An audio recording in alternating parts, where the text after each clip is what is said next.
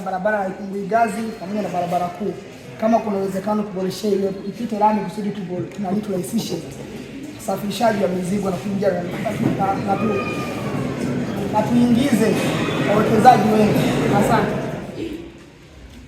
Awali ya yote, kwanza ni wapongeze wafanyabiashara kwa kikao kama hiki. Ni kwa mara ya kwanza wafanyabiashara kujaa hivi. Lakini kingine ambacho nataka ni waombe kwenye swala la ulinzi, wafanyabiashara kuweni wakali sana. Mali mlizo nazo hizo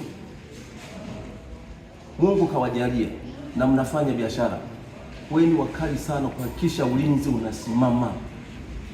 Hapo nyuma mnakumbuka wale wa awali, ulinzi ulipotoweka amani ilitoweka. Hata juzi tu amani ilipotoweka kidogo, kila mtu alijihisi kama sio sehemu yake ya kufanyia biashara mbele.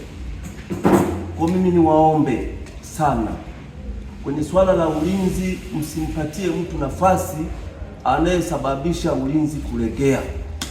Kuweni wakali sana. Hata maeneo mengine wafanya biashara, sisi kama Lulembela na hasa uongozi wetu wa Chama cha Mapinduzi kupitia ilani yetu, tunathamini sana wafanyabiashara kama ni kielelezo au ni taa ya dira ya kuleta maendeleo. Wafanyabiashara oye. Lakini kwa sababu leo ni kikao cha wafanyabiashara, nataka nizungumze. Kuna mfumo ambao umejitokeza. Mimi nilikuwa niko shambani, sijajua mfumo ulikuwaje, lakini kama yule nilimtukana, naomba tu anisamee, kwa sababu wanataka hivi: mtu anayehudumia bar atoze shilingi 5,000 baada ya miezi 6. Mtu anayehudumia hoteli atoze shilingi 5,000. Hivi bago, mtu anahudumia hoteli analipa 1,500. Mtu akanao makoye, hatutakubali. Naomba mbunge, hatutakubali. Hatutakubali. Wafanya biashara wewe, kwa sababu wananchi hawa tunapozidi kuwanyanyasa, wanakuwa wana imani na CCM. Wananchi wote ambao kuongezea mamizigo hawatakuwa na imani na serikali yao. Kiongozi wa namna hiyo, mheshimiwa mbunge, nitakapoamua maamuzi kwenye kata ya Lulembela, aidha kiongozi exit, naomba uniunge mkono.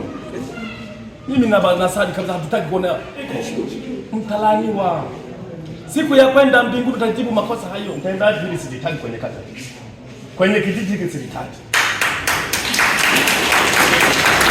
Kama kuna mtu alikuwa anawahonga hizo hela mtawani, mimi hamna.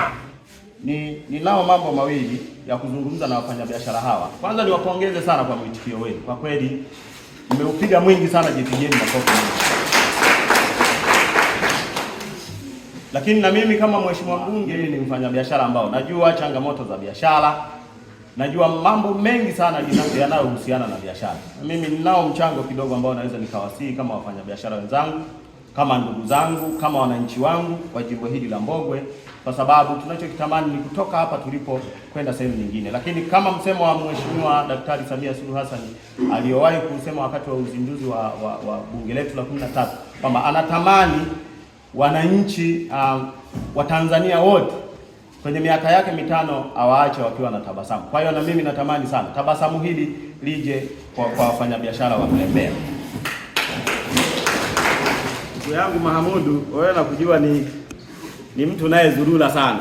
Kama umeijua na barabara inayotoka Ikunguigazi mpaka Kagera, nafikiri inaenda mpaka Kiseke.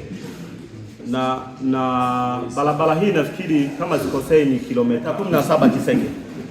Ni kuombe ndugu yangu Mahamudu, barabara hii ipo kwenye mpango wa kujengwa lami. Na barabara hii kwanza ina muda mrefu, ni zaidi ya miaka 7 sasa.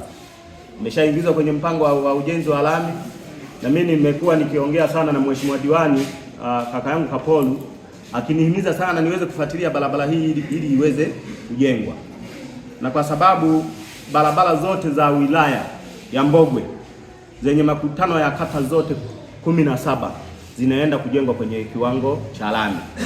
Na ninafikiri majuzi, kama mlikuwa mnafuatilia bunge, niliweza kuomba kilomita 83 za kiwango cha lami barabara yetu inayotoka Masumbwe kuja Kasosobe, makao makuu ya wilaya yetu ya Mbogwe, kuja mpaka Lulembela mwisho wa daraja letu pale Nyikonga, kilomita 83 niliomba ili jengwe kwa kiwango cha lami. Lakini nashukuru Mwenyezi Mungu Ombi langu limekubaliwa, upembuzi yakinifu umeshafanyika na sasa barabara zinakuja kujengwa kwa kiwango cha lami.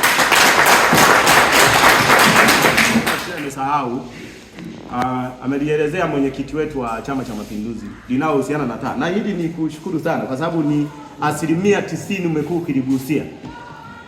Hizi taa ni usalama wa mali zetu pia, na mimi kama mbunge, kama mnakumbuka kwenye kikao changu cha mwisho, mkutano wangu wa hadhara pale Lulembela, nilizungumzia swala la uletaji wa taa za barabarani, na hili nalifanyia kazi. Kwa hiyo muda wote tutakuja kuweka taa za barabarani ili wafanyabiashara mfanye biashara kwa uhuru.